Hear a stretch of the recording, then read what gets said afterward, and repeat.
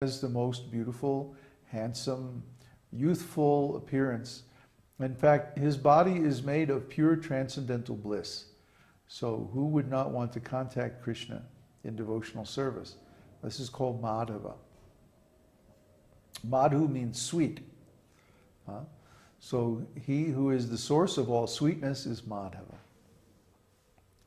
And the next word is Kunja Bihari. Kunja Bihari means one who lives in the forest, in beautiful groves. Kunjas are like artistically landscaped and handmade beautiful groves in the forest. This art is almost lost. We don't see these things in the Western world, but in India there's some gardens where they have actually kunjas, and they're very, very beautiful. They're planted with flowers that bloom different times of the year. Of course, in the spiritual world, they bloom all the time. So there's different fruits and flowers in these kunjas, and there's all comforts there, you know, like places to sit, places to eat, rooms and little temples for the meeting of Krishna and his devotees. So he's always staying in there, Bihari. He's staying in the forest. Bihari, Bihar means forest. And also Hari means lion. So the lion lives in the forest and enjoys all his pastimes there. So Krishna is Bihari. He's the lion of the forest of Vrindavan, and he lives in the kunjas. He's always having pastimes with his intimate devotees in the groves, beautifully landscaped groves of the Vrindavan forest. Then Jai Gopi Jana Balava. So gopis are the transcendental milkmaids of Vrindavan. They take care of the cows, just like the gopas are the cowherd boys. The gopis are the female cowherd ladies. And he's Gopi Jana. He's the property of these gopis. He's their man, Gopi Jana. Jana means man. Just like, well, it's not so nice. But in the West, the prostitutes refer to their clients as Jans. Jana means man. So this word has been coming down in slang, if not in a proper language. But anyway, Gopi Jana means he's the man of the gopis. He belongs to them. He's their property. He is always associating with gopis. He takes all kinds of service from them in his pastime form, in his original form as Krishna.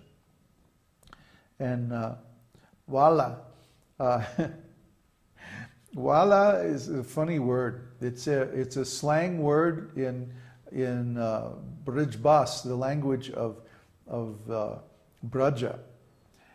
And Vala kind of means it's like a guy, you know, like we say, oh yeah, so and so is a guy who does this and that, right? So what kind of a guy is Krishna? Gopi Jana. He's the Gopi Jana guy. He's always joking and laughing and dancing and playing music with the gopis, and they entertain him and he entertains them in many different ways. It's a beautiful lifestyle. When I first read about Krishna's pastimes with the gopis, I said, yes, this is the way I want to live. It doesn't matter whether this is, to me, you know, when people would challenge my faith, they would say, well, what if some guys in India just made up all this stuff, you know?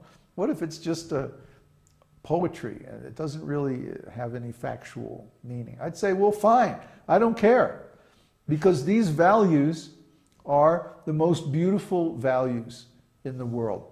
This way of life, this kind of society, these natural, spiritual values are actually the way that people should be living.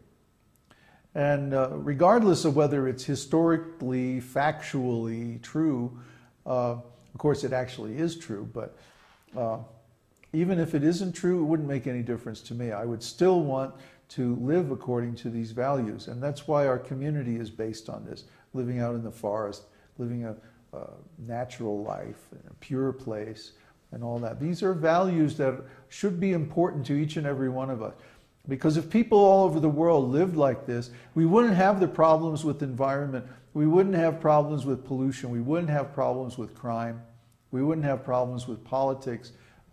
Because we would just be living out in the woods very simply and enjoying life. There wouldn't be all these crazy problems. It's only because of people's greed. So if we were all like Gopi Jana Vallabha, we all lived like that, there wouldn't be any problems in this world. Girivara-dhari. Girivara means he holds up the Govardhan hill.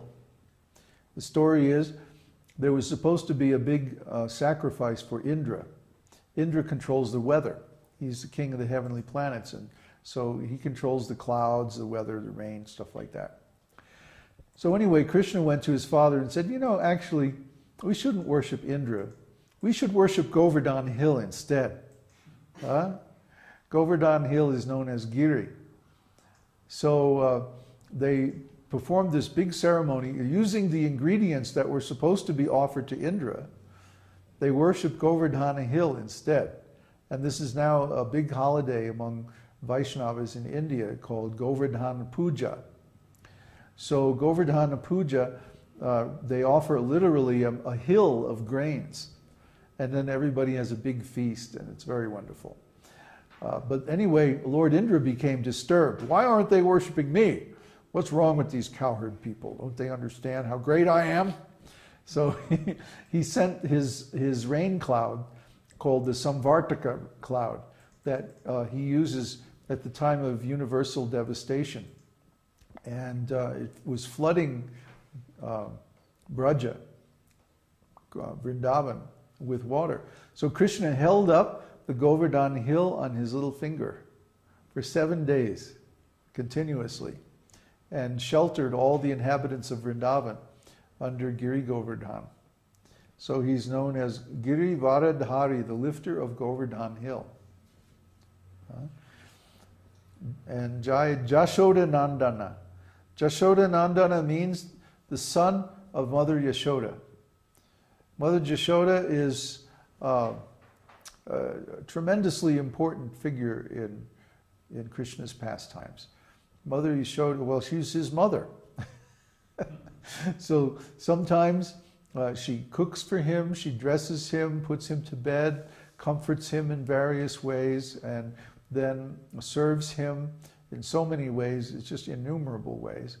And she also sometimes chastises him when he's bad, which is often. And because she's his mother, and that's what mothers do, right? They make sure their kids grow up and don't steal the neighbor's yogurt and stuff like that. But he does it anyway. Anyway, when Krishna does these things, it's beautiful and it's a source of joy, because actually everything belongs to him anyway.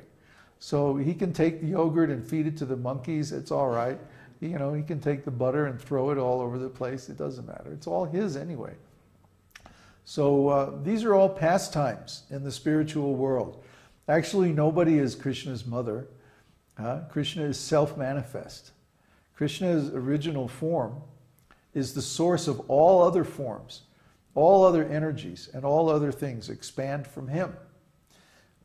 So if even his devotees are his energy, then how is it that some of them play the role of his mother? Well, this is Krishna's inconceivable pastimes. Sometimes some of his devotees become his mother, his father, and various other superiors, and he offers them worship and respect, just like that one should treat one's parents. And so Mother Yashoda, he's known as the darling of Mother Yashoda, Yashoda Nandana. Braja Jana Ranjana. Braja Jana means the inhabitants of Vrindavan, the inhabitants of Krishna's abode. And Ranjana, he gives them pleasure. Krishna is always engaged in pastimes of pleasure with his different devotees. He has innumerable devotees in Goloka Vrindavan. And he expands himself into innumerable forms to be with them and play with them in different pastimes according to their particular mood of worship. So in Vrindavan there are 4 moods of worship: servitude, friendship, parenthood, and conjugal love. And the gopis are in conjugal love with the Lord. And then Mother Yashoda, Nanda Maharaj, and other older members are like in a parental role. And then there's many, many friends. He has innumerable cowherd boyfriends. And then there's many servants also, including all the plants and animals in the forest of Vrindavan. They're all Krishna's servants. And they all provide different services for his ecstatic pastimes. So Krishna is totally ecstatic. I don't know. I mean, I'm not a very good artist, I can't draw. But when I see these pictures of Krishna, he's like